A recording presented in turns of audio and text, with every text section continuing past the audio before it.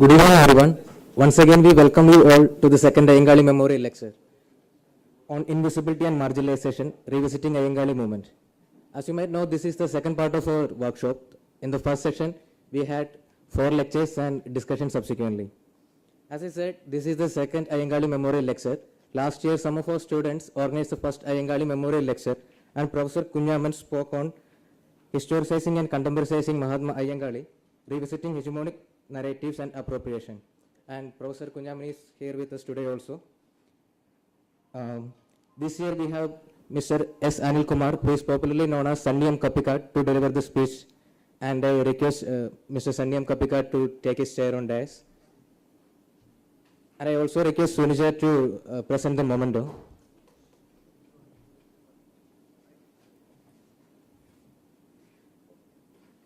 Mr. Sanniyam Kappikad is an intellectual, writer, orator, and a sharp political critic hailing from Kerala. He has an academic background in philosophy and has constantly engaged with the questions of modernity, Dalits, and other marginalized societies. He is also actively involved in the various forms of contemporary socio-political assertions. And this lecture will be chaired by Professor Ramesh Kamble from Mumbai University. I request Professor Ramesh Kamble to take his chair on the dais. And I request Anu to present the memento.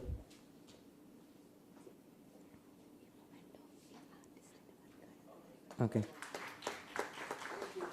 His areas of interest are ethnomethodology, dynamics of caste, class and gender, theorizing humiliation, critical studies of globalization culture, cultural studies of science and technology. Before we begin, I need to mention the art exhibition outside and the memento we are gifted. It's a work by an artist from Kerala named E.V. Anil. So we'll start our session, and I request Professor Ramesh Kamble to begin the session.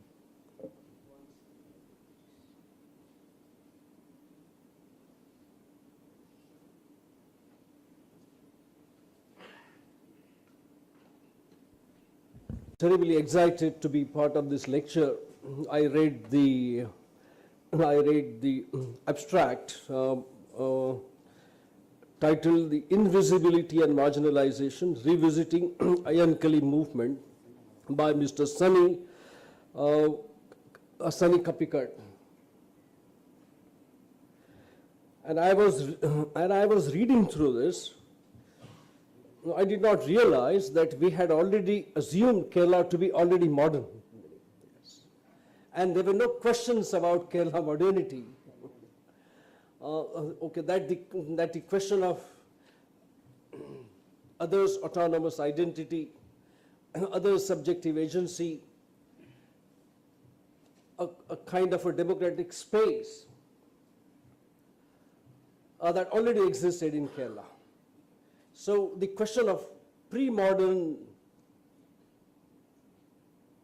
traditional hierarchies perhaps is not the question with which we need to grapple while we discuss Kerala. That was a kind of assumption that all of us, I think, who were away from Kerala, had already assumed. Not only this, the Kerala model, in fact, had already not only constructed but also propagated this now appears to be myth. Looking at a kind of contributions we have had today and the lecture that's going to now, a very interesting, engaging lecture that's going to follow, I think there are questions about both invisibility and, on the one hand, marginalization, and at the same time, a kind of a political construct. Construct, I mean here, political does not necessarily mean in terms of resistance, but also political, where the constructs of identities primarily assumes power. Okay. And it is in this context that this lecture is extremely important. I guess without taking much of your time, and of the speaker, I would invite Sunny, if I say so, to deliver this very important lecture. Yeah. I could also go there.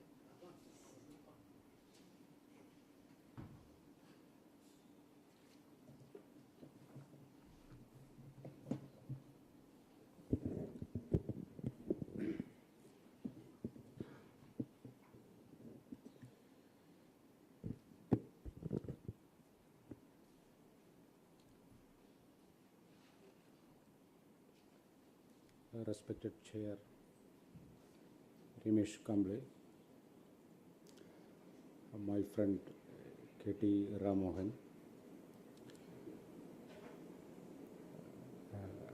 dear friends. First of all, I express my thanks to the organizers for inviting me for this great occasion to deliver Ayyankali Memorial Lecture.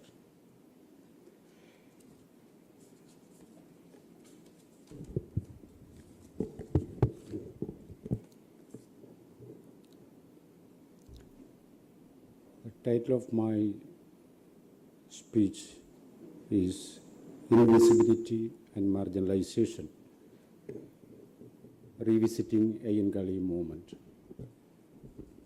In this speech, I try to trace out the historical root of crisis faced by the Kerala society, modern Kerala society, and modern Kerala citizenship by revisiting Ayyankali movement. I try to share some ideas with you. Why? Because it is not a question of Dalits only, but the whole Malayali community now is facing a crisis, a socio-political crisis. We have to trace out the historical root of that crisis. That means it is a joint endeavor to trace out what is going on, what is happening, and what has happened in Kerala society now.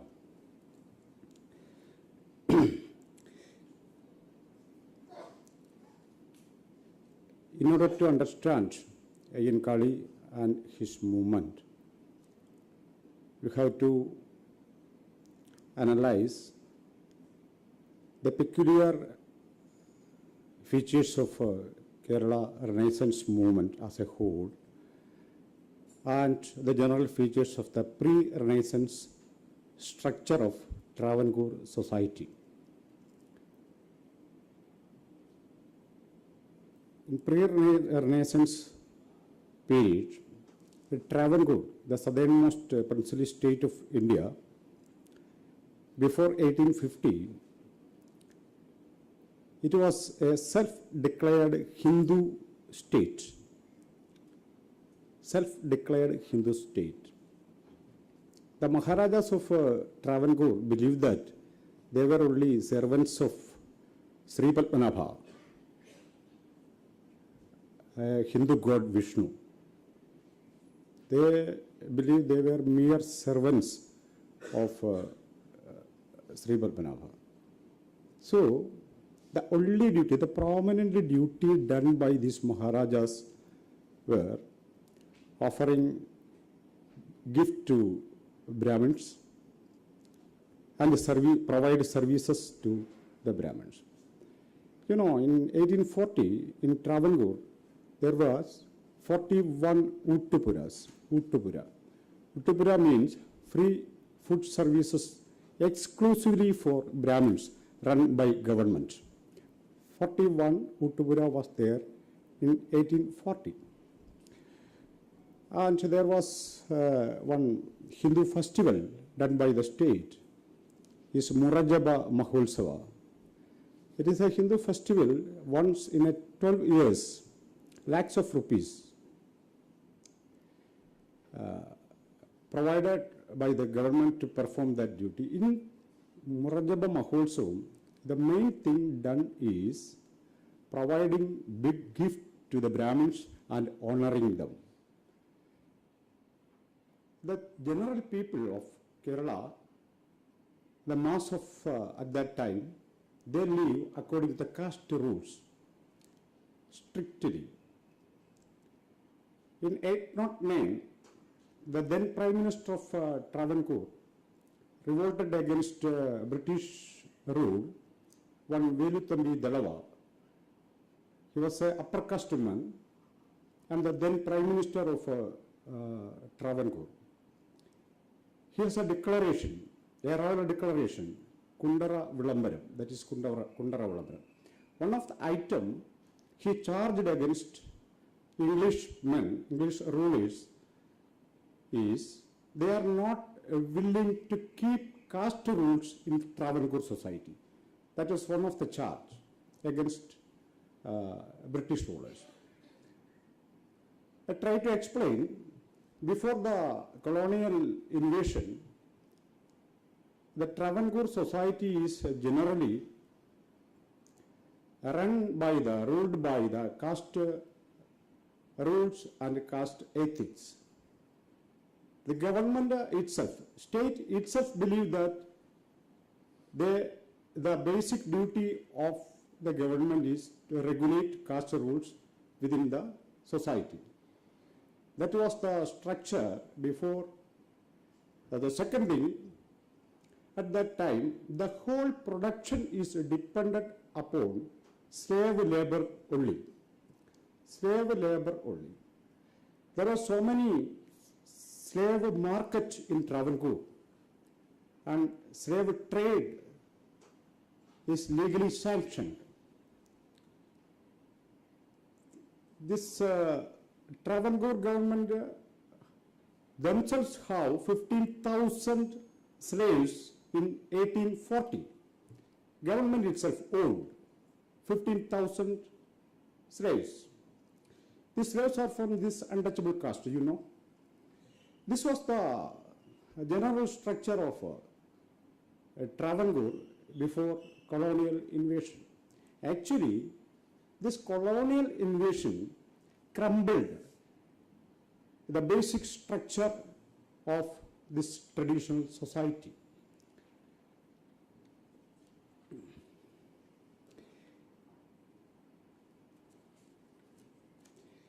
In colonial invasion, two aspects is there. One is a politico-administrative reform is there, and a missionary work is there. In this, a new school is introduced by these missionaries in Travancore. New school system, print media, standardization of Malayalam, all these things are done by this missionary work in Kerala.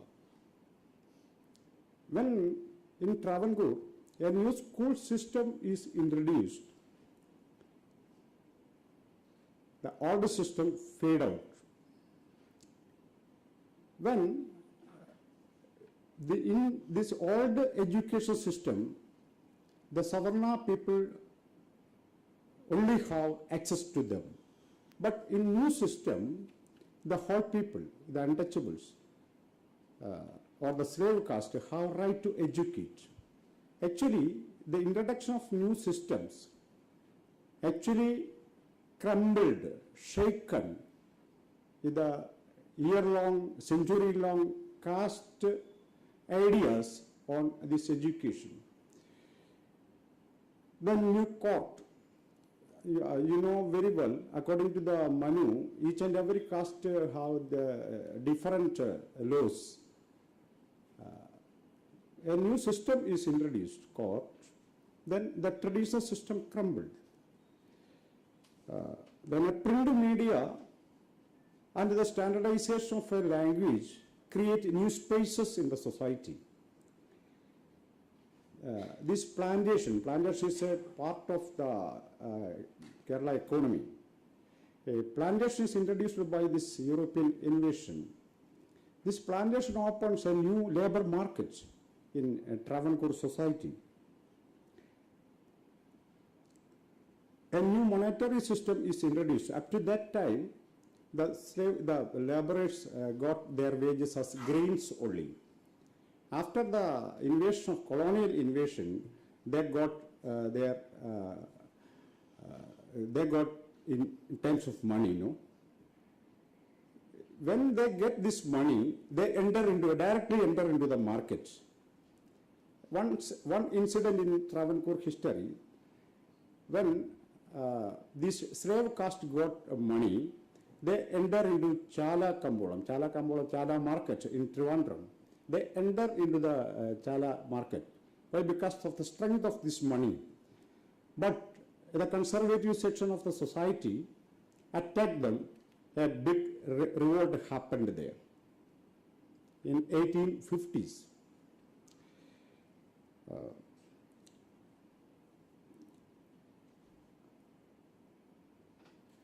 I try to explain you before the invasion, after the invasion, the colonial invasion, the basic structure of the Travancore society is changed and new spaces were opened. An urge to social mobility is visible in Travancore society. Actually, the renaissance of Kerala is happened as a response to this colonial invasion. The traditional structure of the Kerala society is social hierarchies. At the top, Malayali Brahmins, Nambudris, and Tamil Brahmins. The third one is Nayars. Nayars is the Shudras of Kerala. They were called Shudras of Kerala. Nayars, Savarna caste. Now they called as Savarna section of the society. Then Syrian Christians. Generally it is believed Syrian Christians is a religious group. But in Kerala history, Syrian Christians are not a religious group. They have no religious identity. They are caste directly. They practice caste and untouchability in the Kerala history. They are intermediaries between the touchable and untouchables. When one untouchable go to a temple and he has some offerings, this touchable pujari never accept it. But if a Syrian Christian touch in that coin, this pujari believe that it is free of pollution. The intermediary status of this Syrian Christians, their caste, and they never accept any person out of their caste. Then they never expel their person to other castes. It's not possible. They are not only Christians, they are caste. They are practicing caste. And they believe that, Syrian Christians believe that their forefathers were the Brahmins. St. Thomas came there and converted the Brahmins. Their forefathers were Brahmins. So they have some caste pride. They never allow an untouchable to enter into their home at that time. Okay. Then Idavas. Idavas is the most strengthened backward caste in Kerala. Then they are untouchable caste. Srinarayana Guru, the founder figure of Kerala Renaissance, born in that caste, Idava. Then at the bottom, slave caste, Pulaya, Paraya, like.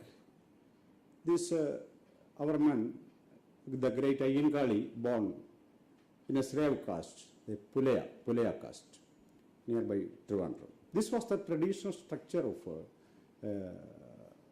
social hierarchy of Travancore society. Kerala Renaissance, the unique feature of Kerala Renaissance is it is started from the bottom of the society. It is believed that the founder figure of Kerala Renaissance movement is Srinarayana Guru. One incident already pointed out, in 1888, Srinarayana Guru established a Shiva stone there in Ariyupura, nearby Thiruvananthapuram. Then one Brahmin asked him whether you have a right to perform this religious duty.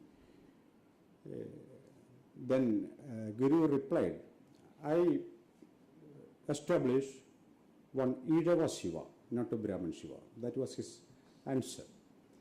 This guru is considered as the starting point of Kerala Renaissance. The problem is, I am not claiming the Kerala Renaissance is started from the untouchable caste, but the real problem is, since Kerala Renaissance is started from the bottom of the Kerala society, the main agenda, the core of the Renaissance agenda comes to be the question of caste and untouchability and caste discrimination. This feature actually differentiate Kerala society from the other parts of India.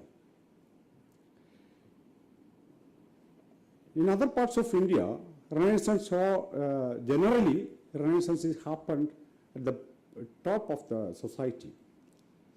Rajaram Mohan Roy we know very well. The father figure of Indian Renaissance is a Bengali Brahmin.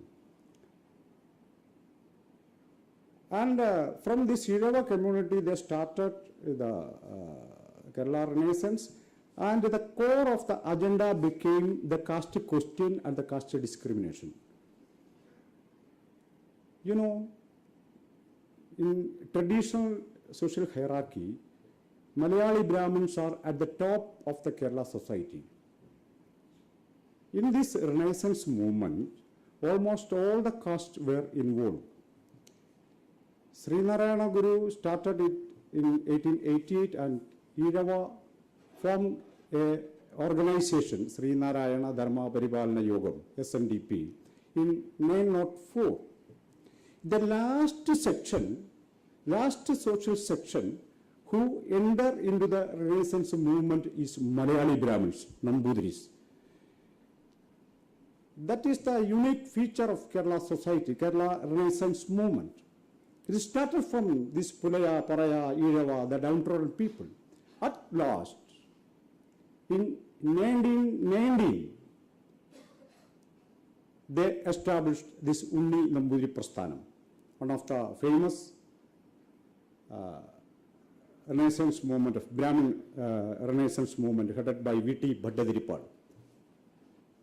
a father figure of Malayali Brahmin Reformation movement. It is started only in 1919, but Kerala, Ayyankali started his work in 1893. 1893. Srinarayan Guru started his work of reformation in 1888. That is the unique feature of Kerala society. It is started from the bottom, and this movement defined the core of the Renaissance agenda as caste and caste discrimination. So, you know, in Kerala only, in the history of India, Indian National Congress have one major movement in Kerala, Vaikam Satyagraha. Vaikam Satyagraha is a year-long Satyagraha for entering into the public road around the Vaikam temple, you know, to open it for untouchable caste. That was the slogan of this Vaikam Satyagraha. My question is, why Indian National Congress take such an agenda for a public performance in Travancore? Why not this Congress never take any such agenda, any of the part of this India?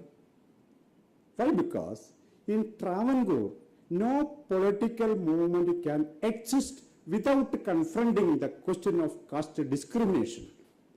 This is the agenda emerging from the bottom of the society. That is the, I think I try to share you, this is the basic contribution of Kerala Renaissance, and this is the basic drive behind the formation of a new society, of modern society of Kerala, and this is the unique feature of Kerala society. Each and every caste respond to the this colonial invasion differently. It is a very complex movement. You know, Srinarayana Guru, the founder figure of Kerala Renaissance, once declared in 1914, when First World War was going on. At that time, Srinarayana Guru declared, in this war, we pray for the victory of Britain. In this war, we pray for the victory of Britain because they give me this ascetic life. They give me this ascetic life. Then the follower asked Guru, what do you mean by Britain give you this ascetic life? They give Diksha to you? No. Guru replied, no. When the Shambhuga tried to capture knowledge, Rama cut his head. That was the rule of Hindu life. This colonial invasion actually opened a new space for the mobility and upward mobility to the downtrodden people. That was the meaning of that declaration. At that time, this different communities responded to the colonial invasion differently. In this juncture, Ayyankali entered into the public action. Ayyankali, born in 1863 at Venganur, nearby Trivandrum. He born in a slave caste. They have no right at all at that time in the society. At that time, he entered into a public, the first mass movement led by Ayyankali is the Villuvandi yathra. I am trying to analyze three main incidents led by Ayyankali. First of all, I want to share you this Ayyankali represent the slave caste of Kerala society. When they demand their rights, the conservative section of society always attack them. So many of rebellions and mutiny was there. So the historians and the biographers of Ayyankali always give an image to him as a rebel, a revolutionary, a leader of mutiny, such like that. I think this type of reading has a problem.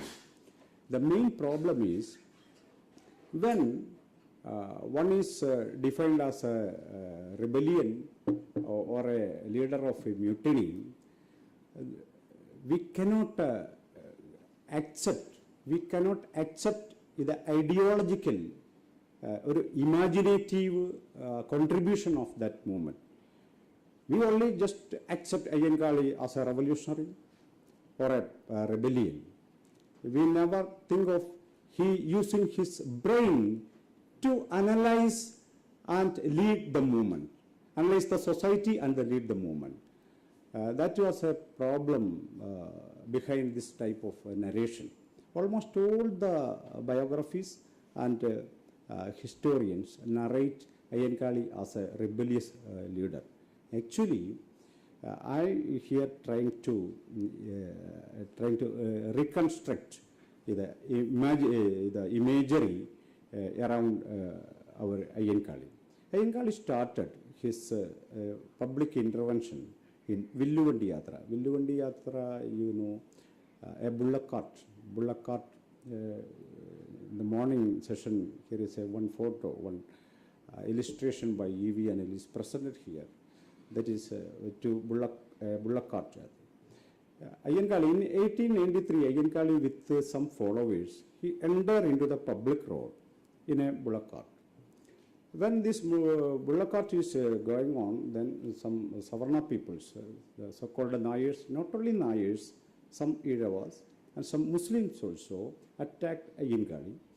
And a number of attack was there, a number of rebellion were there.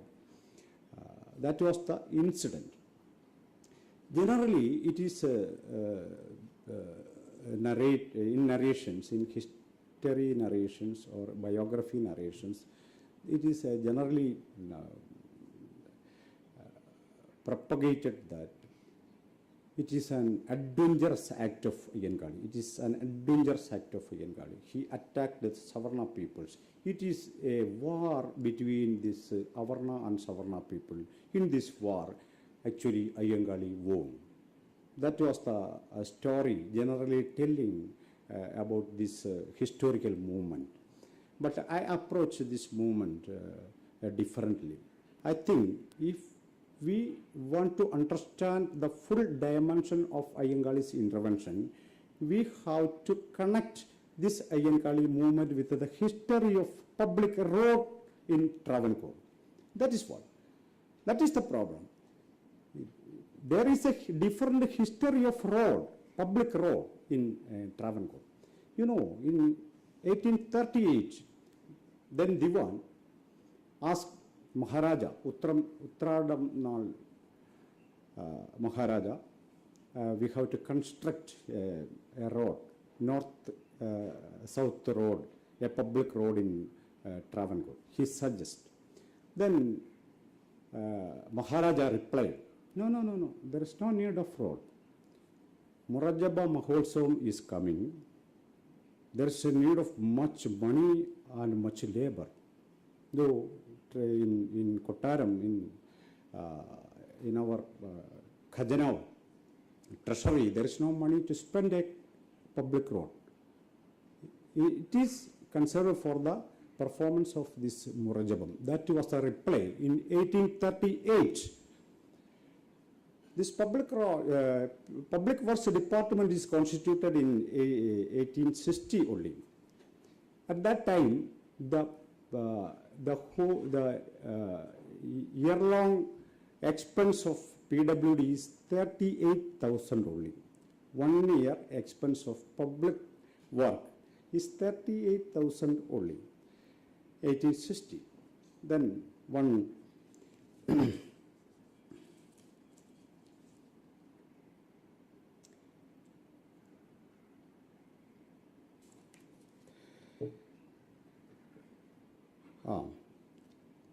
it is rejected. Then in 1860, PWD formed, and one William Barton, a British civil engineer, taking over the duty of charge of this PWD. Then first he declared, this Travancore people need not want a public road because they are permanently settled somewhere else. They don't want to go anywhere else. They born there, live there, and died there. That is the immobility of Travancore society at that time. He started this construction of public road. When this PWD start its work, one demand, this engineer one demand. The person, the ladies come to work for this public road must wear blouses. Must wear blouses. And at that time, the lower caste women have no right to cover their breasts. If they are covering, when they saw a upper caste woman, they remove this cover. So that was the custom in Travancore. But this PWD engineer insists, the ladies come for work must cover, must wear blouses. Actually 10,000 laborers were there under this PWD. These laborers came from this untouchable caste and slave caste. They got much mobility there, no? They got much mobility there. In 1884, one royal declaration is there. This public, each and every person, irrespective of caste and religion, have a right to use this public road. 1884. And in 1888, there is a full bench decree is there. each and every man, irrespective of caste, have a right to use this road. That means when Ayyankali entered into the public road in 1893, there was a declaration, a law for using the public road irrespective of caste. This law came from the modernity project. Actually, Ayyankali is trying to establish, trying to take forward the project of modernity within the Travancore society. It is not a question of Savarna-Avarna clash. It is a question of modern values and the caste values.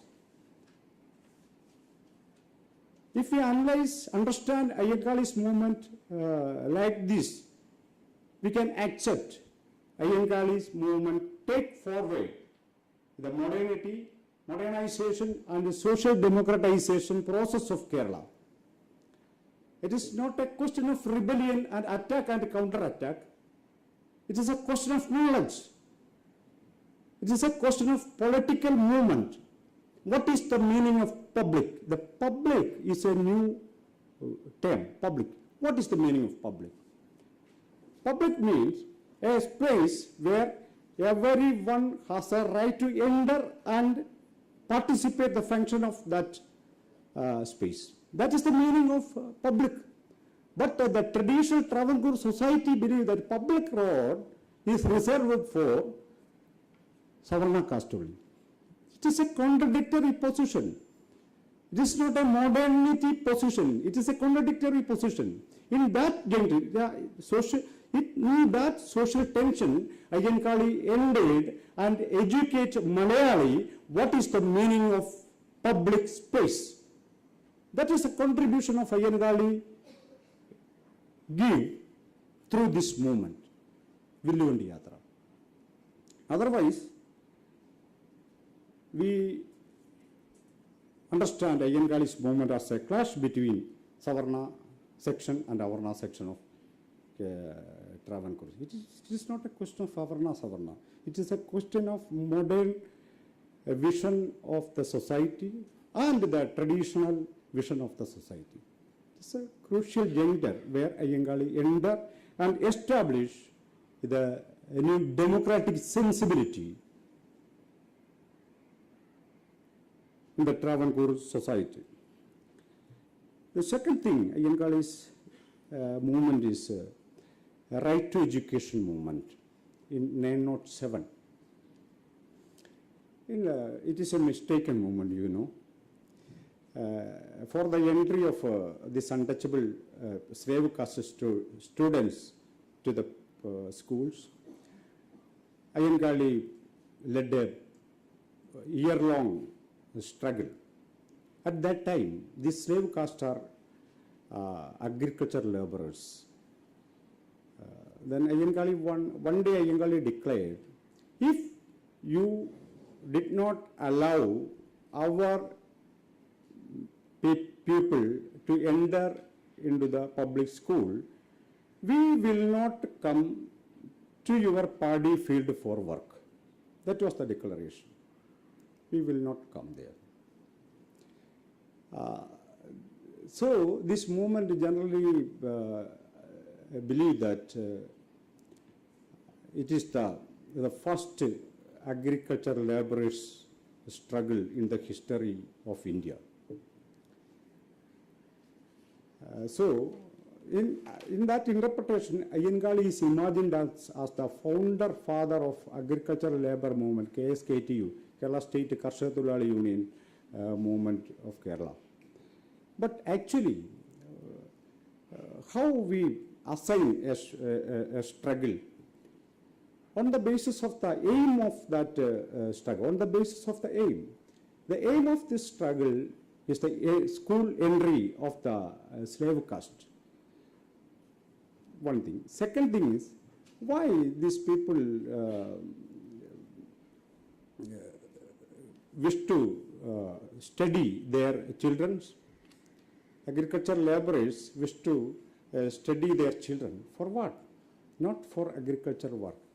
I am an agriculture work, but my son never will be an agriculture laborer. That was the dream of agriculture father and mother to enter into the school. So that is why I argue it is not only a question of agriculture labor or agriculture movement. It is the movement for the right to education. In this right to education movement, in 1907, it is happened. In connection with this, we believe that public school is a modern space, ideal space. There is one teacher and some students. Kerala has a peculiar history in education. When one school, in the historian of SNDP Yogam, he wrote this story in his book, History of SNDP, P.S. Gopalakrishnan. Then, in one school, when one Irava is untouchable caste, backward caste, one Irava student entered into the classroom, the Nair students ran away through the windows, afraid of untouchability. They ran away. In the same school, when one Pulaya student entered, then Irava students ran away through this window. That means, as we believe, this school classroom is not an ideal one. It is a problem area of caste discrimination and caste question. No? Then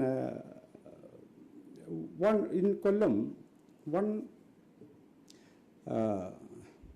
Nair landlord, when he heard about one Pulaya student enter into public school, when at the moment he heard of it, he became unconscious. And he never come to the life. He never come to the life after that incident. No? I believe he's an innocent person. I believe he's an innocent person because he believed that if these untouchables are enter into the school, the earth will come to an end. He believed that is the Hindu philosophy he followed. No? He's an innocent man. I am not in charge of him. He's an innocent. Through this movement, Ayyankali captured the entry of school. We also, I share with you the history of schooling in Kerala. There's a history, actually, missionaries started the English education and the new education in Kerala. Actually, missionaries started there. Maharaja has only one school, only one single school in Travancore in 1838. This university college. At that time, Maharaja's high school.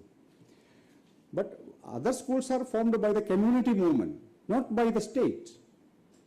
You know, in Kerala society, 80% of education institutions are owned by communities, not by government. Government is a junior partner in the educational system of Kerala society. In 1862-66, there was a royal declaration. Up to this moment, from this moment, educational qualification will be the criterion of government job. From this moment, education qualification will be the criterion of government jobs. Up to that time, it is a traditional, there was a traditional system. Menon is, or such a caste always occupy this government job. Nair, Menon. Ezhava and other castes never get into the government job. One Ezhava, the brother of Dr. Palpu, the founder figure of Irava movement, Renaissance movement, brother of Dr. Palpu, one Velayathan. He was the first BA holder from the Irava community. He applied for a job in Travancore. Then Travancore Maharaja replied, you go and do your traditional job. You go and do your traditional job. Their job was this cockentry, this Kallayum, this. That was the history. In 1866, government declared that education will be the criterion of government job. At that time, in Travancore, there was only 249 students. 249 students only in 1862. But in 2005, it became 1 lakh students. From where this inspiration of education came? It is not a mass search for knowledge. It is a search for dignity and protection of life. It is search for dignity. Education is a window, is a door to the dignity and wealth. So almost all the communities, Nayars, Iravas, almost all the communities trying to capture a new education and enter into the government job. That was the inspiration behind the new literacy pride of Malayali. It is not a revolution. It is actually the downtrodden people's search of dignity is the driving force of the 10% literacy in Kerala. That is the history. Then, at that time, this schooling, there is a peculiar experiences there. Each and every caste is struggling for education, but each and every caste were very keen in a case that lower caste will not enter into the classroom. That is the dichotomy, that is the complexity of the history of education in Kerala. So that is why when Ayyankali started to enter into the school, the mass of the Nayars or this Iravas attacked them. In 907, a royal declaration is there, irrespective of caste and religion. All students have the right to enter into the school and study. It is in 907. But royal declaration is there. This social structure never allowed the untouchable caste to enter into the school. So this struggle is happened. Actually, what is the role of the Ayyankali in this movement? I think right to education. He never demanded a separate school for untouchable caste. That is the importance of Ayyankali movement. He never demanded a separate school for. We know very well in the history of national movement, in the Harijan Seva Sangam of Mahatma Gandhi at that time, they are establishing separate school for untouchables, for modern education. What is the meaning of modern education? What is the meaning of modern education? Ayyankali never demanded a separate school, but he demanded the right to education. That means my pupil will study what the other people study. That is the question of equality. A visionary of equality can demand such a raise such a demand. A visionary of equality in a modern society, all human beings are equal. That was the basic vision of Ayyankali in this movement. He established that through this movement. So many attacks and counter-attacks were there. But these attacks are not the main scenario, but the actual contribution is the Malayali understood from Ayyankali that all peoples have right to education. It is not from other places. From Ayyankali, Malayali understood a new thing. In a modern society, every human being has a right to education. That is the contribution of Ayyankali done through this right to education movement. In 1907, there was a declaration. In 1910, another declaration to insist, implement the 1907 order. In 1914, again there is another declaration. If the management is willing to implement this 907 order, we will prosecute them. That was the history. The Reformation is not come from the hearts of these peoples only. It is a complex situation. This Reformation movement, Renaissance movement was emerged and spread. In that moment, Ayyankali played a crucial role to take forward up to the bottom of the society. It is a risky work. No other person in Kerala history done like that. That was the greatness of Ayyankali. Then, the third incident I try to share with you, the Kallayum Malayum Samaram. One more thing is there, right to education movement. I already told you, one Nayar landlord became unconscious when he heard of one Pulaya boy enter into the school. We heard of this Kesari, not Kesari, Swadeshabhimani Ramakrishna Pilla, the founder figure of Malayali journalism. And he is the one who wrote the first biography of Karl Marx in Malayalam. It's a progressive Nayar, a progressive man, a modern man. And he also negate the right of the slave caste to enter into the school. He wrote in Swadeshabhimani daily, it is not a genuine decision because this Pulaya Kuti came from agricultural labor tradition. They are not using their brain historically, but the Brahmin Kuti he's from this Vedic tradition. He's always using his brain. This brain is not equal, so it will be a play of one horse and a buffalo. So we never support the entry of school children of Pulaya or Paraya to the public school. That was his position. My question is whether he is a progressive, knowledgeful journalist or a traditional landlord.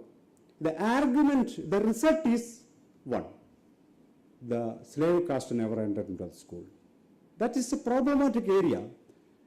Our new knowledge also used to resist the entry of slave caste into the classroom. That was the question. We have to address that. Why we think like so? Ayyankali, that was the greatness of Ayyankali. Ayyankali never separate these things.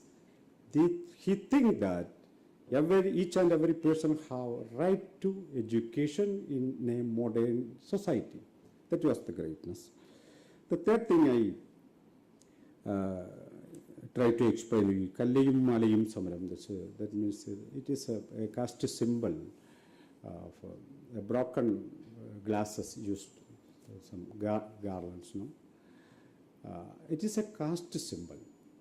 Then in Kollam district, there was a big struggle to avoid this type of traditional ornaments. Ayyankali entered into this, and a big peace conference conducted by him, and in that conference thousands of these slave caste ladies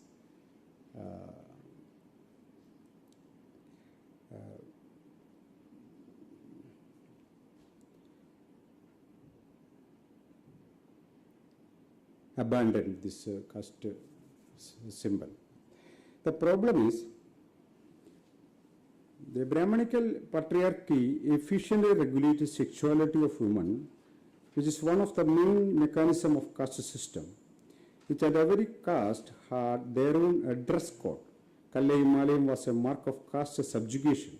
Under the leadership of Gopaladasan, Dalit women moved forward to abandon this Kallayum Malayum. A ferocious attack by the upper caste was the result. After this incident, Ayyankali came there and organized a peace meeting. Changanasheri Parameswaran Pilla presided over the meeting. In that meeting, thousands of Dalit women broke and threw this ornament with the consent of the gathering. It is not an incident to just to change the dress code. First of all, it negates the centuries-long caste subjugation. This is the story. The problem, I try to share with you some ideas. It is not mere the change of a dress, Kallayum Malayum, abandoned Kallayum Malayum and wore this new blouses. It is the compromise talk is there. At the time of revolt, one compromise talk is there.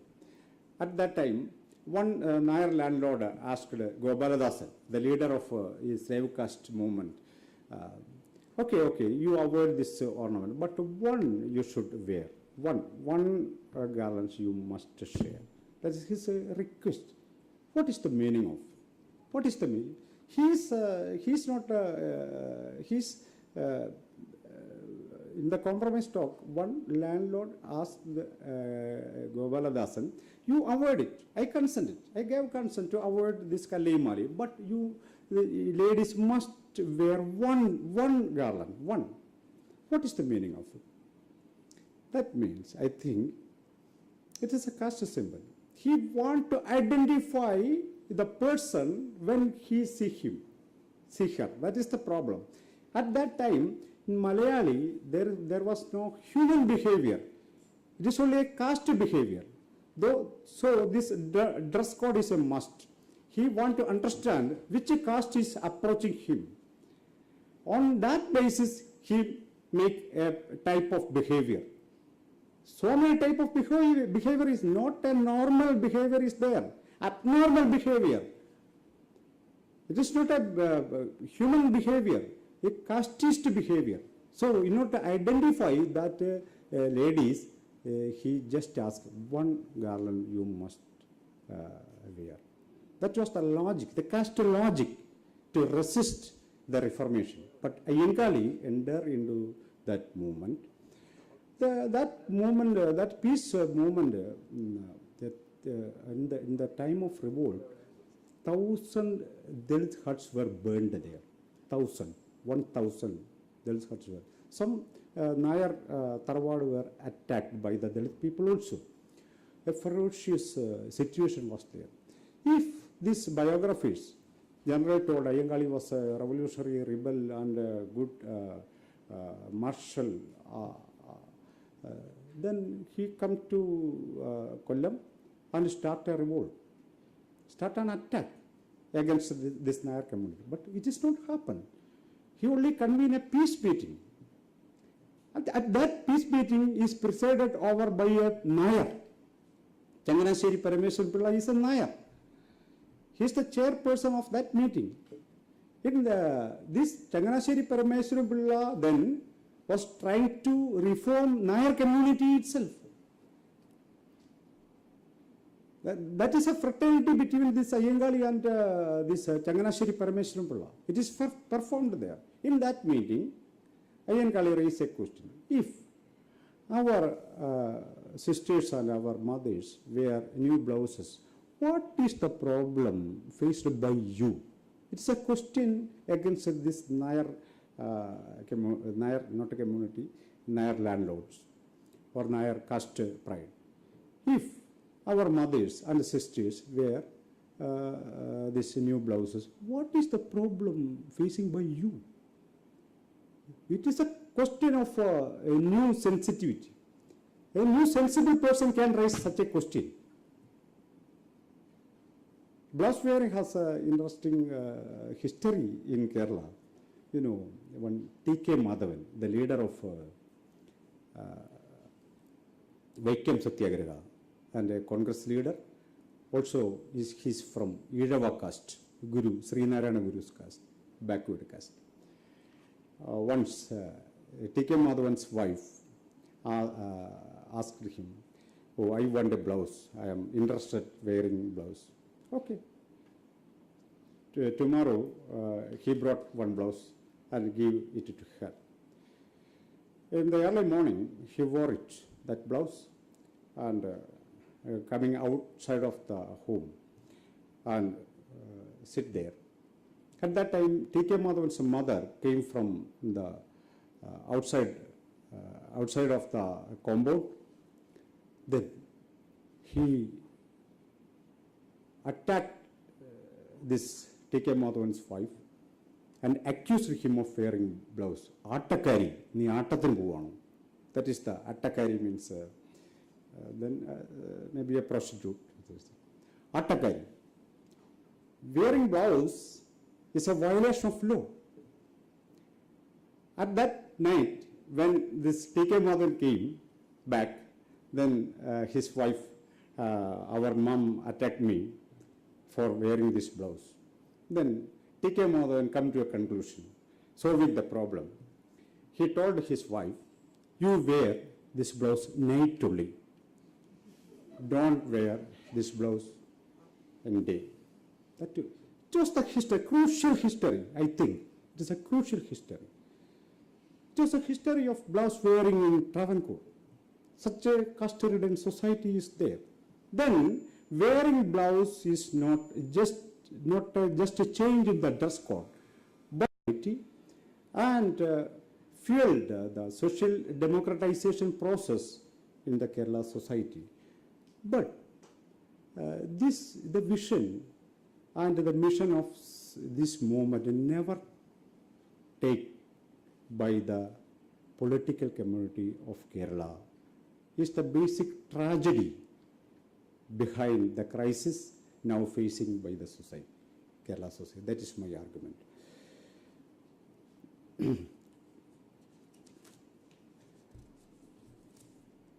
Not to explain that thing, I try to explain another stream of Kerala society, Travancore society.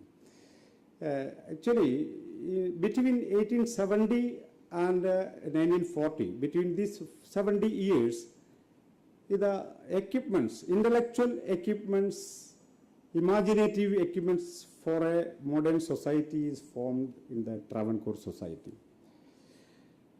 That means this civil movement, political ideology, a novel, short stories, new poem, political ideology, history, modern history writings, all are happened between this 1870 and 1940.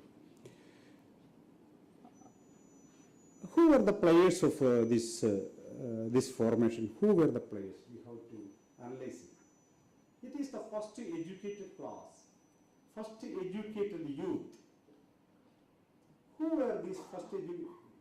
We may conclude there. We may conclude there. It is first educated class. But I request you, we forward much more. From where this new educated class came, then we can understood one thing, that it is from Nair community. It is from Nair community.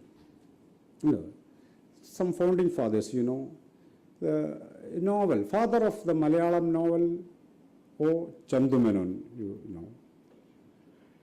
Father of the Malayalam journalism, Swadesha Abhimani, Ramakrishna Pillai. Father of the Ramakrishna Pillai, he is also a Nair. Father of the literary criticism, Kesari Balakrishna Pillai. Father of the modern history writings, Yalangulam Kunjumilla. A political ideologue, K.P. Keshav Menon or A.M.S. Such like. I am not charging, they are from a particular caste. I am not charging, they are from a particular caste. It is not a crime.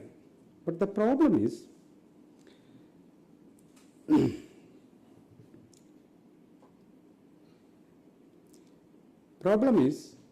these educated people are not living or breaking the caste rules in the society. They cannot live beyond the caste consciousness. That was the structural limitation of that time. I am not charging they were from a particular community, but the socio-cultural imagination and the political ideology they created were deeply rooted in their community consciousness. You know this Chandu Menon's Indulekha, the first novel in Kerala. What is the story of that? What is the story? It is a story of Nair Tharwad.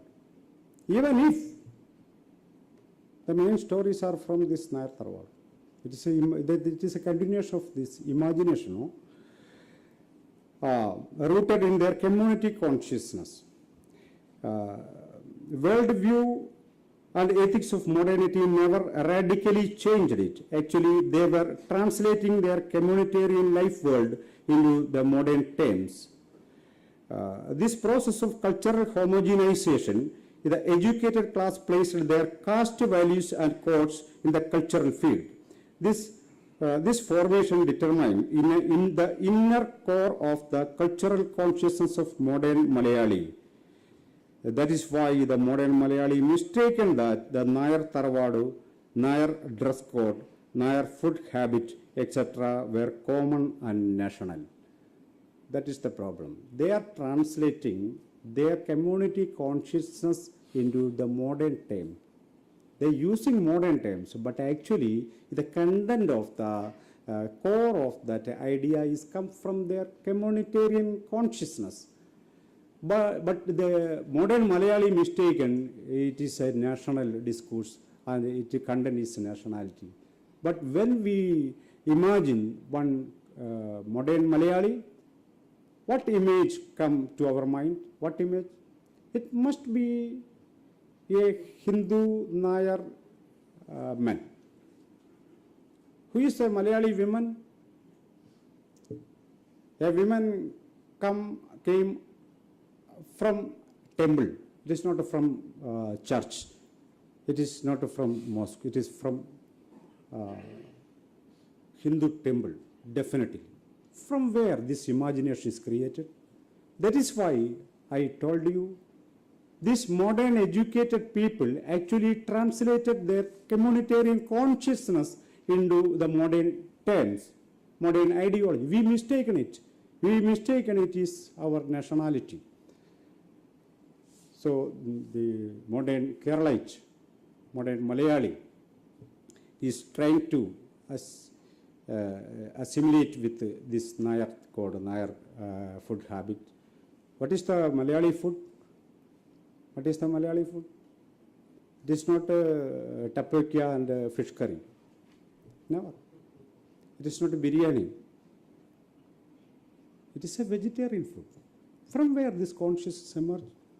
It has historical roots. That is my argument. It has historical roots. It is generally believed that the national Satyagraha. Okay. From this ideology, two things I want to explain you. One thing, this communitarian consciousness translated into mistaken to be nationality.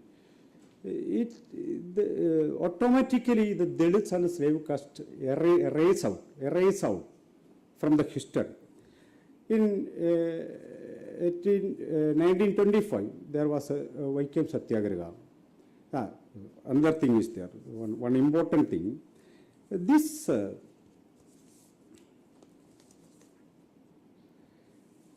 This educated Malayalis,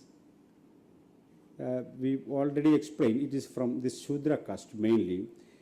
Under these Malayalis, the first civil organization started in Trivandrum is Malayali Sabha under the leadership of the first Nair BA holder. The committee of this civil movement is, you noted it, P. Thanupilli, the first BA holder. The second one is P. Ayyappan. Third one is M. Kunyikrishna Panikar. Fourth one is V. Kesava Pillai. Fourth one is C. M. Madhava Pillai. All are these Pillas and Nayars. They are educated persons. Under the leadership of this Malayali Sabha, Robin Jeffrey wrote one sentence about this Malayali Sabha. Even if some non-Nair members were there, this Malayali Sabha held the interest of Nair community. That was the limitation of these movements. You understand? I am not blaming that person, great persons. It is the limit. We have to understand they are playing in a limited field. It is not an open humanitarian universal field. It is a limited field is there. We have to understand. Without losing any respect to them. That is my argument. Without losing any respect to them. Under the leadership of this Malayali Sabha, the well-known Malayali memorial was prepared, combined and submitted. We know one Malayali memorial. At that time, the Tamil Brahmins and the Andhra Brahmins were the main forces to capture the government job in Travancore. Why these Brahmins are capturing this? There is a cause of it. There is a problem is there. Travancore Maharaja believed that the only duty he can do to this world is service, providing service to these Brahmins. So, Malayali Brahmins, Nambudiri Brahmins were not educated at that time. Educated Brahmins available only in Andhra or in Tamil Nadu. He invited them. That is the actual psyche, social psyche working there. Not this Tamil Brahmins are fighting here or war with this Malayali people and come there and settle. No, not at all. They invite them. Why they invite the Brahmin people, Tamil people? Only thing, Maharaja believed that his only duty is providing a gift and providing services to this Brahmin. Then, against this oppressive structure of Tamil Brahmins, Malayali Memorial is present. But Malayali Memorial, in the history of Kerala, Malayali Memorial is said to be the first social movement in Kerala. First social movement. Irrespective of caste and creed, the first social movement of Kerala. We are trace out the caste imprinted, caste element imprinted in that Malayali Memorial. Already I am told you that members, this Kunyipilla, C.V. Raman Pilla is a member in that. Under the leadership of this Malayali Sabha, the well-known Malayali memorial was prepared and combined and submitted to the Travancore Maharaja. The Malayali memorial mentioned only 4 communities, Nayars, Syrian Christians, Irava and Muslims. No other community is mentioned in this Malayali memorial. The first mass movement in the history of Travancore, the Malayali memorial, the central argument is totally centered around the right and pride of Malayali Shudra, that is Nayars. Actually, in Malayali memorial, one vacuum is there. മഹാരാജാവിന് ഏറ്റവും കൂടുതൽ നികുതി കൊടുക്കുന്ന വിഭാഗമായ മലയാളി ശൂദ്രരായ ഞങ്ങൾക്ക് ഈ നാട്ടിലെ ഉദ്യോഗത്തിൽ യാതൊരു പങ്കുമില്ല. ഇതൊരു വാക്യമാണത്. I think you understand it. We are the big taxpayers, we Nayars, Malayali Shudras are the big taxpayers. So we have a right to give, get a government job. That was the argument. we were the rulers, we were the, another sentence in Malayalam, we were the rulers of this Travancore. Who were the rulers? Only these Nayars. Eravas are not claiming the rulers of Travancore. Muslims are not claiming rulers of that. That means the central argument of Malayali memorial is totally centered around the right and pride of Malayali Shudra, that is Nayars. Since it is a move of taxpayers and educated class, all the slave caste were automatically out of frame. This distance reflected in the ideological phase as invisibility. Slave caste are out of this frame. But the argument is go forward. In ideological phase, it is presented as an invisibility. One example, when Dalit writings are emerging in Malayalam, Kerala, Dalit writings are emerging, then mainstream, one benevolent literary figures accept this Malayalam Dalit writings and declare, it is Abharijitam, Abharijitam, so, Abharijitam. വളരെ അപരിചിതമായിരിക്കുന്നു. It is, I don't know whether this type of life is here. I don't know whether this type of human being is here. All the mainstream intellectuals are frustrated. My question is, these Polayas and Parayas are living around of these men, nearby, but he don't know what is happening there. Crime is where? Crime is where? We have to decide. I think he closed his eyes and ears against him, his untouchables. That is the modern practice of untouchability, intellectual practice of untouchability prevailing in Kerala society, modern society. What this untouchable can do, he can only live there.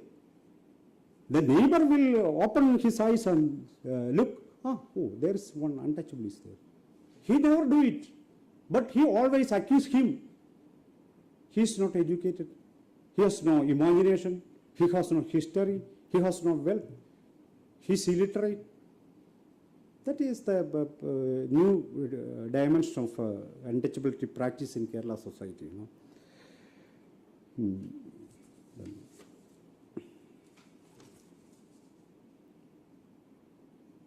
Okay.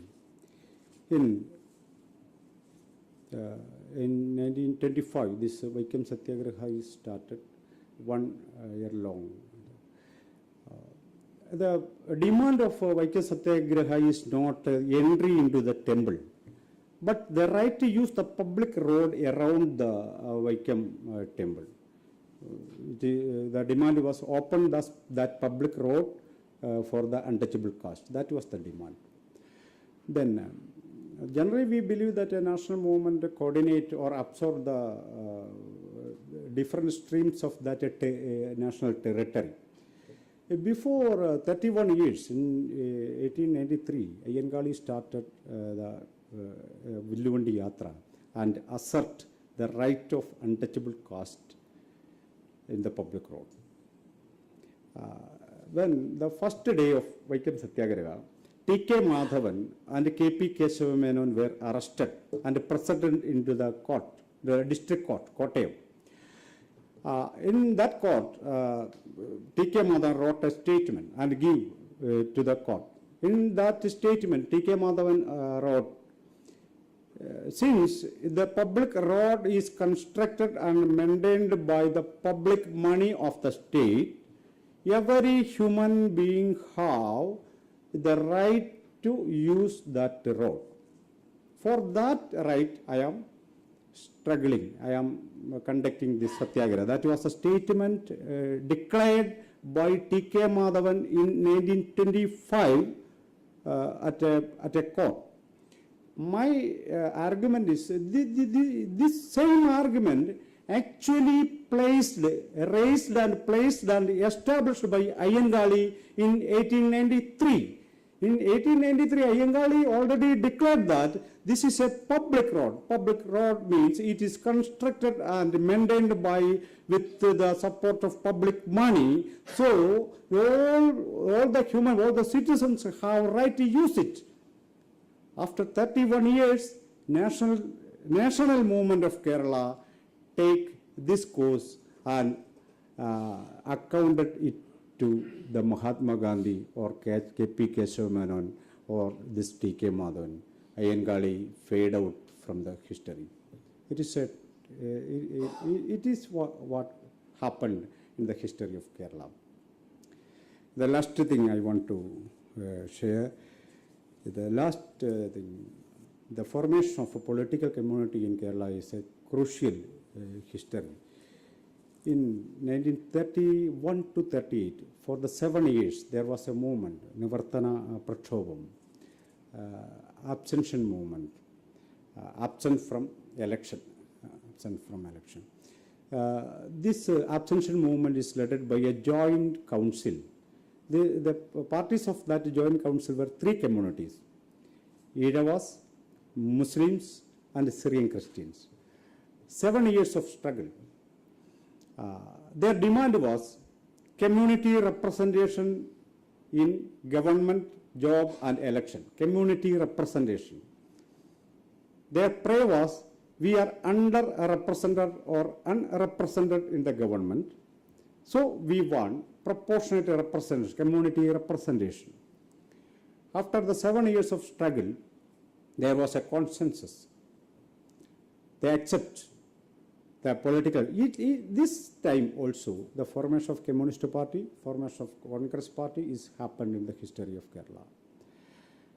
I think in this movement, these slave caste are not present. Ayyankali was alive. Ayyankali died on 1941 only.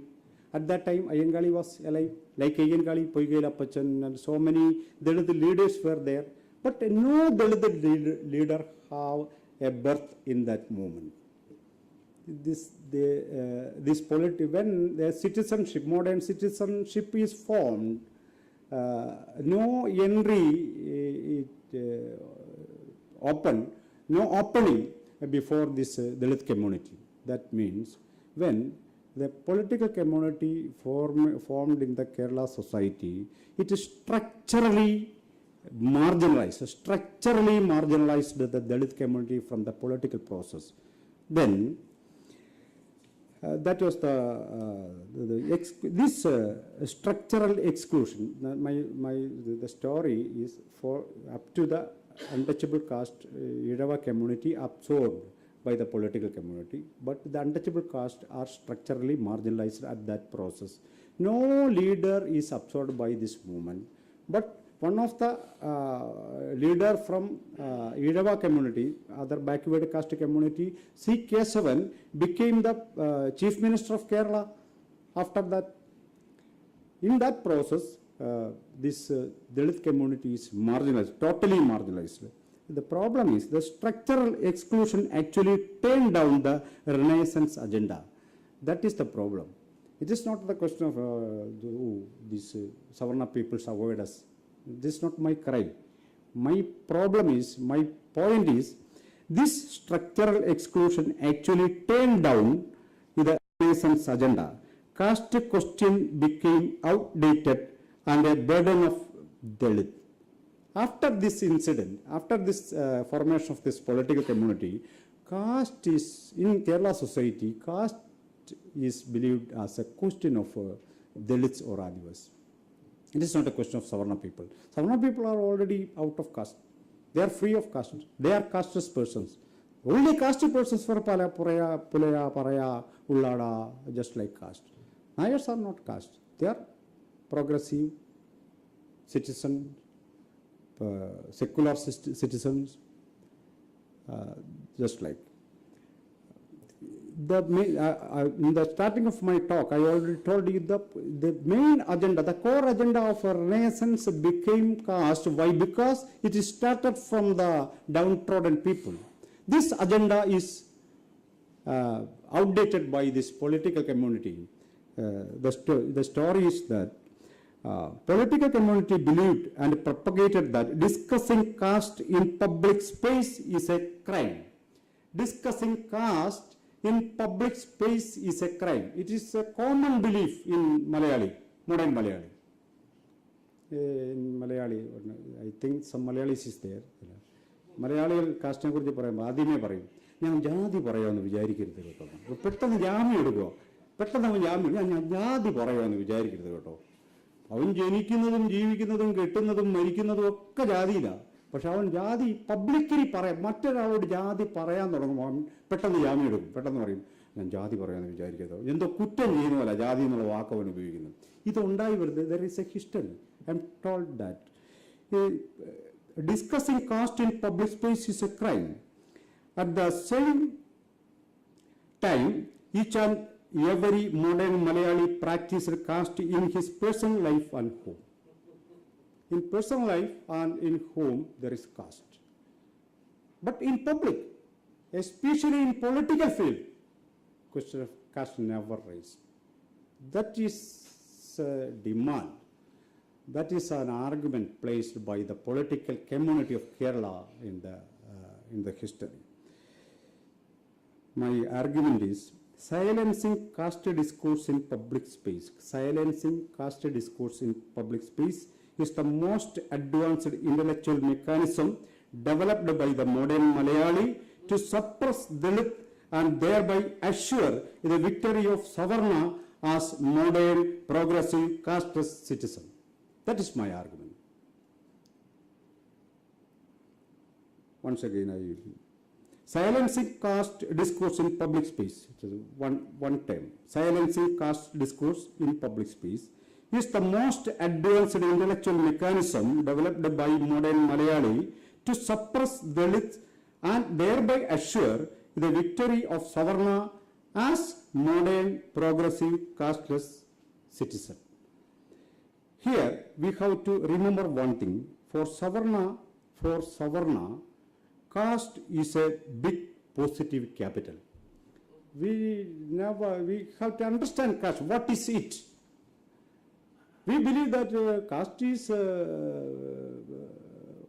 all human beings have caste, so we abandon caste. That was the argument. But caste is not such a thing. It is different to different person. For Savarna, it is a positive capital. That is why he always used his caste name with his name. Raman Nayak, Dekho Menon. Why? He is not living in the 19th century. He is living in this globalized India. He knows very well it is a big capital. But for Dalit, it is a negative capital. It is a negative capital. So he never used his caste name and never used Anil Kumar Pulen. No. Why? Because if my name is Anil Kumar Pulen, the whole market will close before me. First of all, it is not a question of history. Old question. It's a contemporary question. You know, in Malaya, in Kerala, in market, when ladies were invited for some job, must be fair. Must be fair. What is the meaning of fair? You should be white. You should be smart as Nayar. Then that means Dalit may not be applied. That is the meaning of it. That is the meaning of it. That caste is a positive capital for Savarna and a negative capital for Dalits. So the Savarna intelligentsia always trying to suppress caste discourse in public space. That is what. Since the caste is a positive capital operated by the Savarna people, that is why they suppress caste discourse, they abandon caste discourse in public spaces. That was the inspiration. If we analyze the excess right captured by the Savarna people, we always, when we heard of caste, we always discuss the Dalit question. I think we have to discuss the excess right they captured, the Savarna people. We have to discuss that thing, not the Dalit people. At that time, we have to understand what is the meaning of this caste system in our social and personal life. No? Since the Dalit question is deeply rooted in the caste system, they always talk about caste in Kerala. At this time, the modern Malayali take stand against caste by displaying the terms citizens, progress, casteless, secular, etc. In this discourse, caste is placed as a pre-modern entity, and thereby Dalit seems to be the anti-modern, separatist, casteist, and anti-social. That is the structure of this argument. That's the structure of the modern Malayali's argument. Here, the basic problem of the Dalits is deeply rooted in caste. So he always talk about caste. But at that time, not Nayars or Brahmins are entering in front of him. But modern Malayali come there. He's a citizen. You are talking about caste. Caste is a pre-modern social entity. Why should you bother about caste? That is a question faced by us in Kerala. Then there is a difference in Malayali. So many difference. What is the difference? No difference. We are Malayalis. We are a homogeneous people, Malayalam speaking people. No, there is some differences. I am subjugated by caste. If I raise that question, you are a separatist, you are against the unity of society. That is the provocating question raised by the Savarna people in Kerala public space. In the discourse of caste, this place was a pre-modern entity. This is the unique situation confronting Kerala Dalits for the last some decades. Out of Kerala, if some caste clashes is there, they declare their caste identity. Jats killed Dalit people. They declared, we were Jats. We never allowed. But in Kerala, they never claim we are Nayars. We are citizens, no?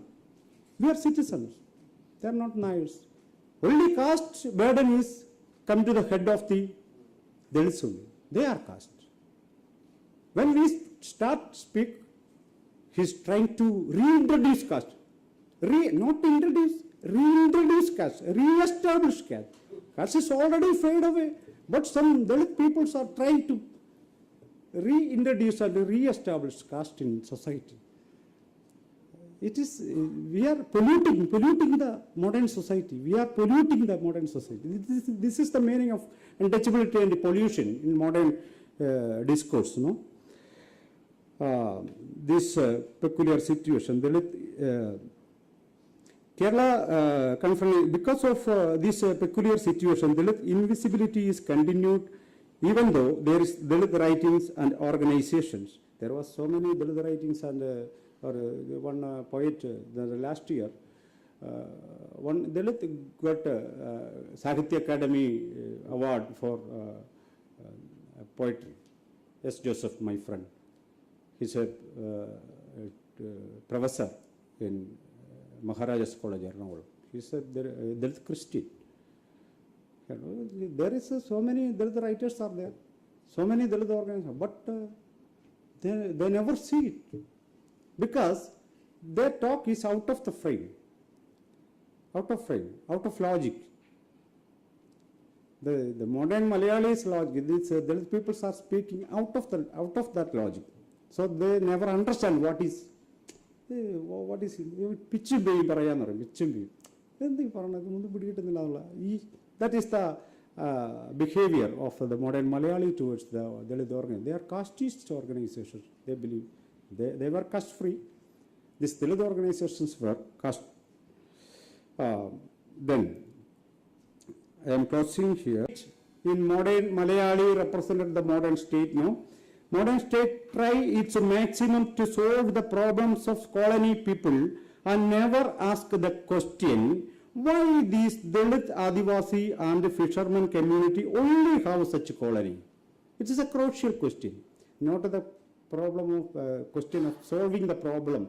The question is why these Dalit and Adivasis only have such colonies. Why if we travel north to south, we never have seen a single colony of Syrian Christians. Why? We never seen a Nair colony. Why? That is the question. That is the question of justice. That's the question of democracy. But our state, our modern Malayalis, try to solve the problems of colony peoples by providing light, providing water, providing some financial support. That's why. It is not a democracy, it is not a justice. It is a new mechanism of marginalization that is happening in the famous model state.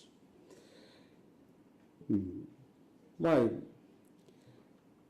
Actually, the crisis is faced by the modern progressive Malayali, not by Dalits. That is my argument.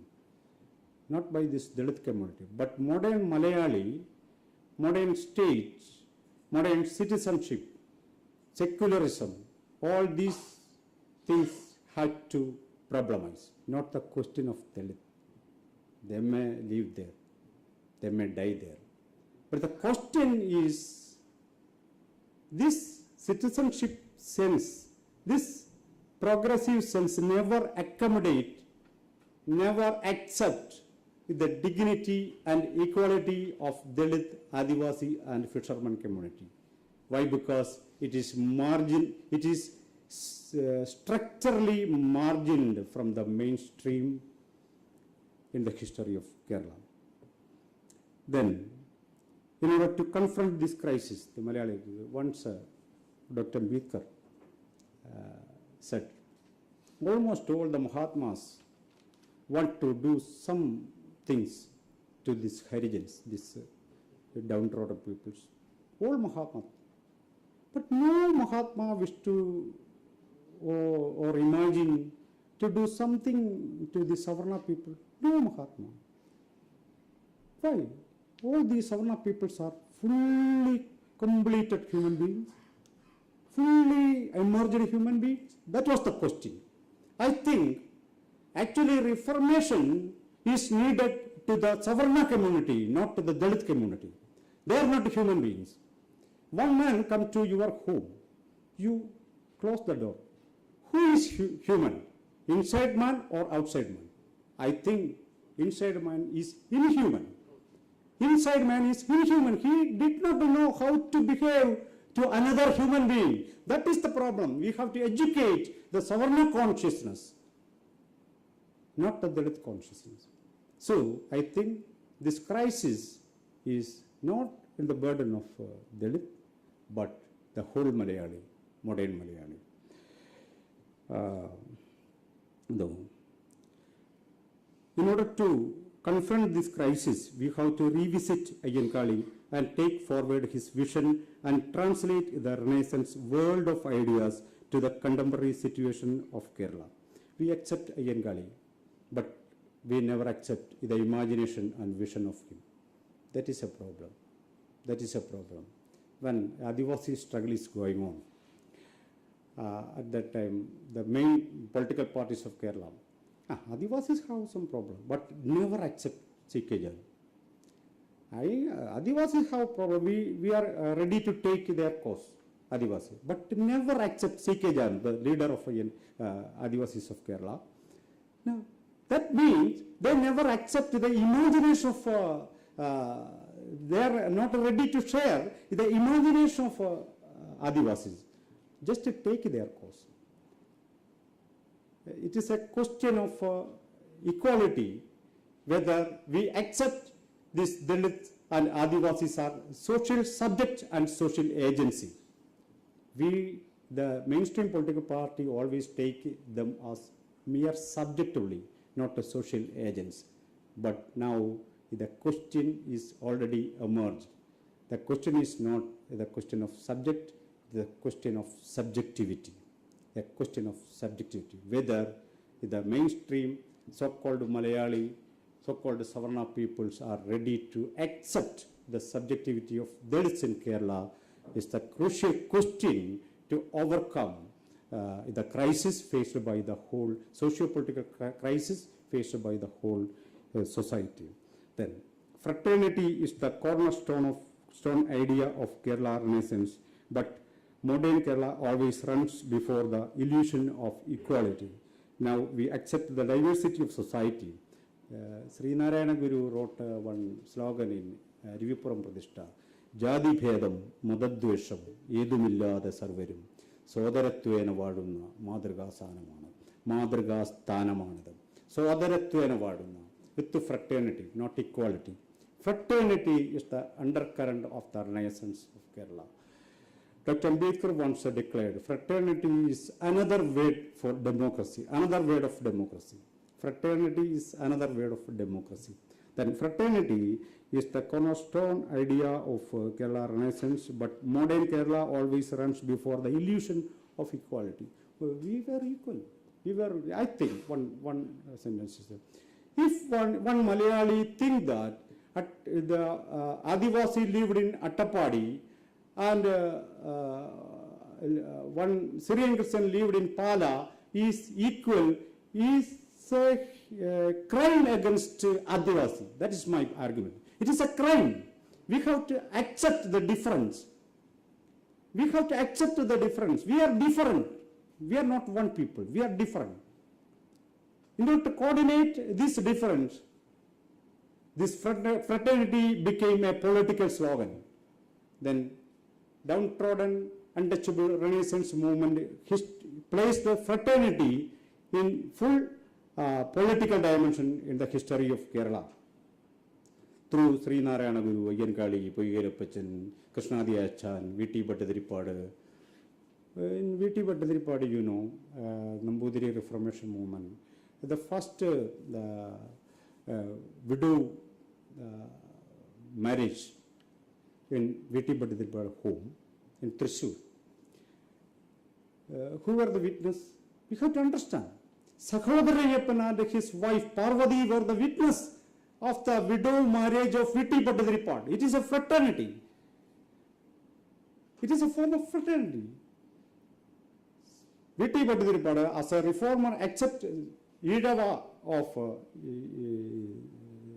Sakhodarayapan from Idava community, and the reformer of Idava community, Sakhodarayapan, accept this V.T. Bhattacharipadu because two of these peoples are trying to reform the society, reform the caste, the community, and reform the entire system. That is the meaning of fraternity. It has already happened in the history of Kerala.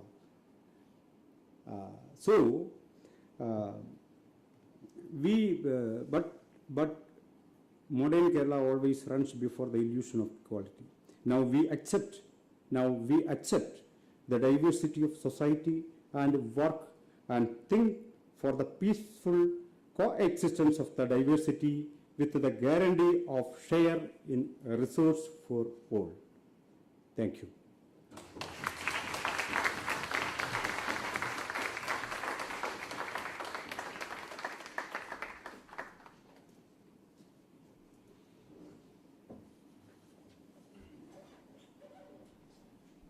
How much time do we have? 15 minutes of discussion? No, I mean, what's the limit? 20 minutes. 8:30? Half an hour. Okay, all right, yes. So friends, right, I'm sure you will agree that this was extremely insightful and extremely a provocative kind of presentation that Sunny has made before us. The invisibility, marginalization and distortion of Ayyankali movement and that of Dalits, for example, is not in a way crisis of Dalits or not a burden of Dalits, but it is crisis of a Kerala modernity, Malayali community and kind of political economy that you have in Kerala. That is the central argument that Osani is trying to put forth before us. It is necessary to own the particular casteist mode into which the Malayali community and the political modernity in Kerala has in a way unfolded. Okay. in all these movements, and that's what Sunny has pointed out to us, Ayyankali has tried to make the question of caste public or in critical public, in the domain of critical public. Unless caste becomes public, it is impossible to address it as a societal issue. Okay.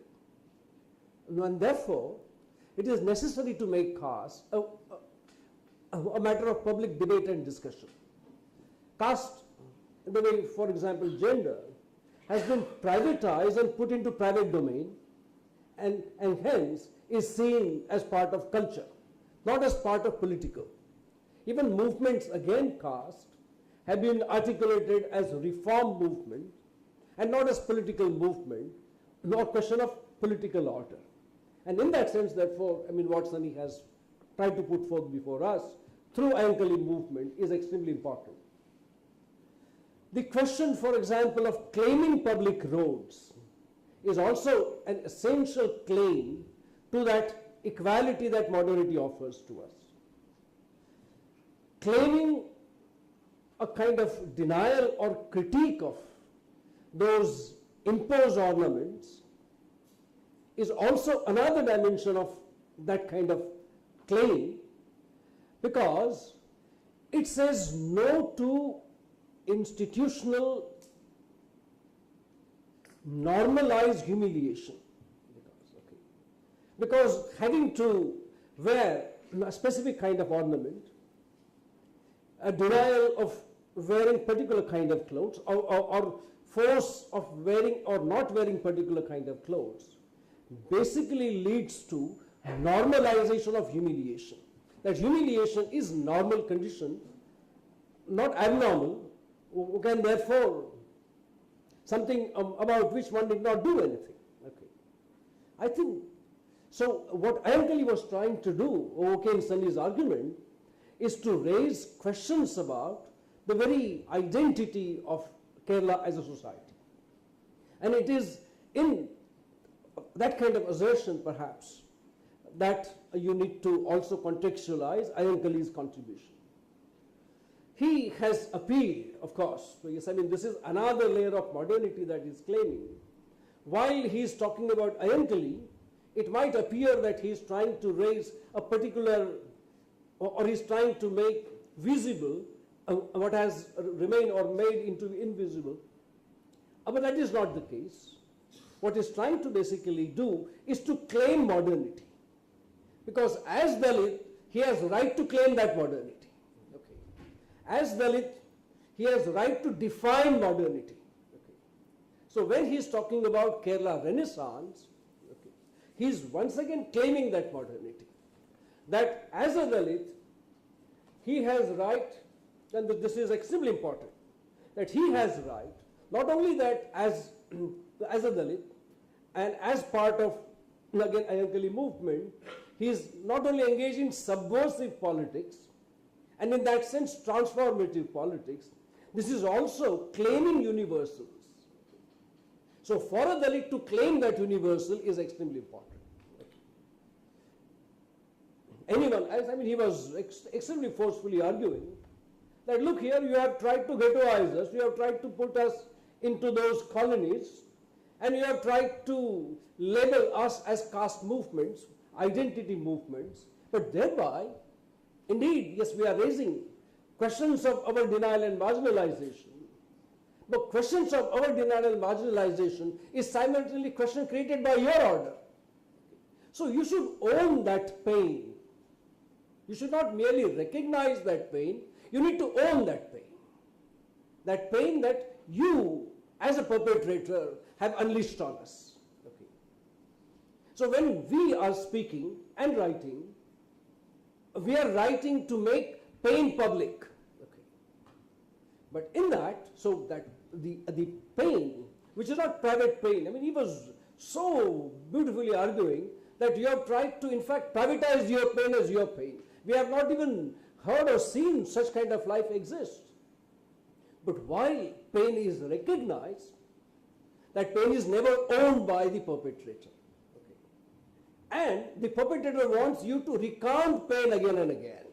So your pain is very interesting consumption, okay, without its ownership. You own your, so yes, it's good. You tell us stories, you narrate the stories of pain, but that pain, and yes, we do recognize you have lived worse kind of lives. It is unimaginable, but we do not own that pain. That pain is your own, it's your burden. Now that is crisis of modernity as he is trying to articulate. I think, therefore, this is extremely powerful lecture that I have witnessed today, and I am extremely thankful to organizers, and I thank Sunny for such wonderful invocation. Indeed, it is a modern claim, because all of us, and more so those who have been rendered into private or into domain of invisibility, have more claim to define universal, in that sense, modernity itself. With this, I invite,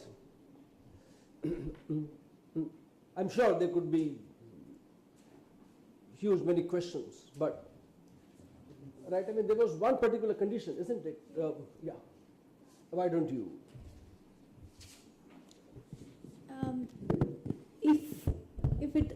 If it is possible, if you could write down your question and pass it on, it will be helpful to him, because he has some difficulty with hearing. So. But speak and write. Yeah, please. Maybe our student volunteers could write the questions. Okay. Yeah.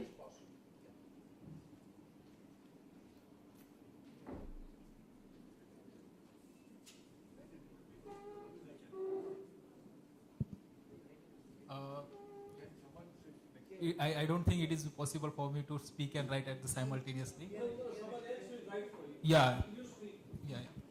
Actually, I am very much thankful for a very enlightening lecture, and I'm first time hearing the scenario of the Kerala, because I am the Maharashtrian, and but I'm not surprising to hear the Kerala movement, Dalit movement, or the Kerala scenario, because it is the same across the country, from Himachal Pradesh to Kerala, or from east to west and north to west.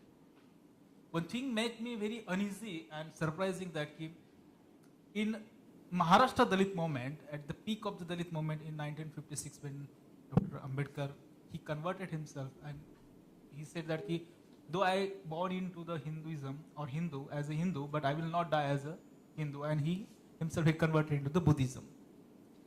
Why such a scenario happened across the country?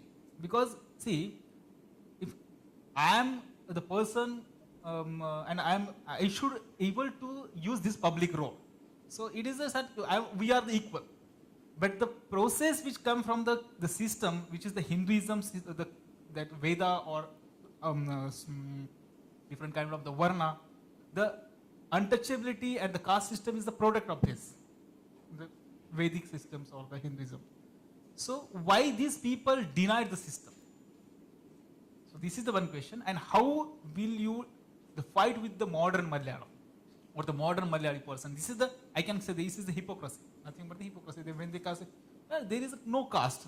In Maharashtra or across the country it's happening. Even the Punjab, if you go there, kahan hai bhai jati? Aap hi bol rahe ho jati hai. Haan koi jati hai nahi.